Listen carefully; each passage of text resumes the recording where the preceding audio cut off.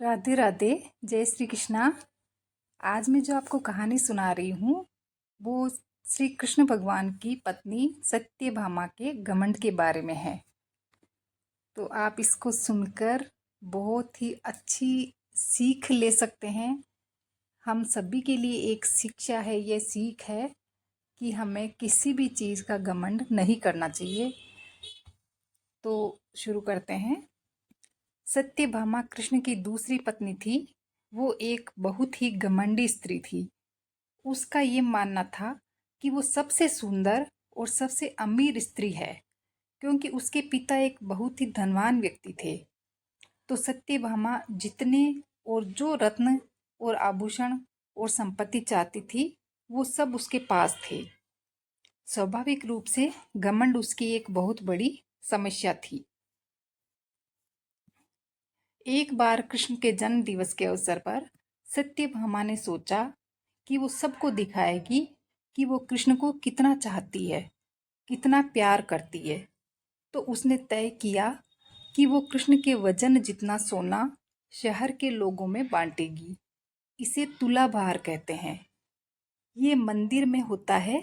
लोग एक बड़ी तराजू में अपने वजन के बराबर का मक्खन, घी या चावल या कुछ और रखकर वो चीज़ लोगों में बांटते हैं।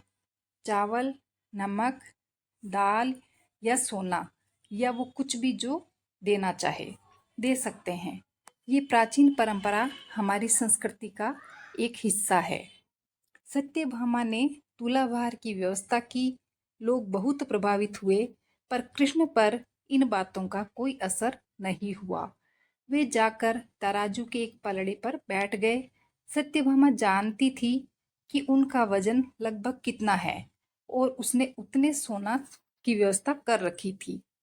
पर जब उसने सब सोना दूसरे पलड़े पर रखा तो कांटा जरा भी नहीं हिला। कृष्ण का पलड़ा थोड़ा भी ऊपर नहीं हुआ। ऐसा ही कुछ तब भी हुआ जब कृष्ण एक शिशु थे। एक राक्षस आकर उन्हें ले जाने लगा।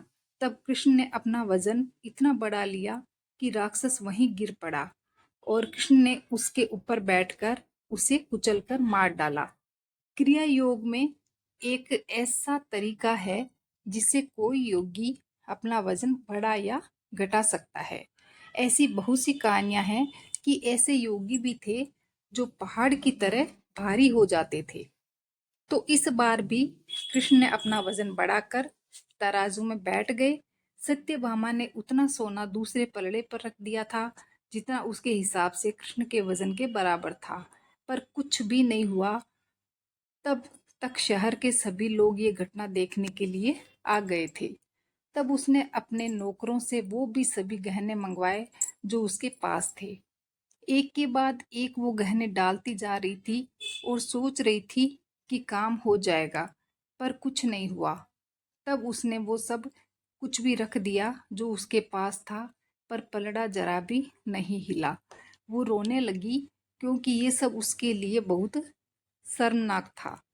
सारा शहर देख रहा था और उसके पास पर्याप्त सोना नहीं था। वो जो हमेशा अपनी संपत्ति के बारे में इतनी घमंडी थी, उसके पास पर्याप्त सोना नहीं था और उसे समझ में नहीं आ रहा था कि वो क्या करे। तब उसने रुक्मणी की ओर देखा, जिससे वो बहुत जलती थी और हमेशा परेशान रहती थी। उसने रुक्मणी से पूछा, अब मैं क्या करूं? क्योंकि ये बात सिर्फ मेरे लिए ही नहीं, पर तुम्हारे और हम सबके लिए भी बहुत शर्मनाक है। मैं क्या करूं? तब रुक्मणी बाहर गई और तुलसी के पौधे के 3 पत्ते उठा लाई। जैसे ही तुलसी के वे पत्ते उसने तराजू के दूसरे पलड़े पर रखे, कृष्ण का पलड़ा तुरंत ही ऊपर आ गया। मेरी कहानी अच्छी लगी हो तो प्लीज़ सब्सक्राइब ज़रूर करें, लाइक करें, शेयर करें। धन्यवाद।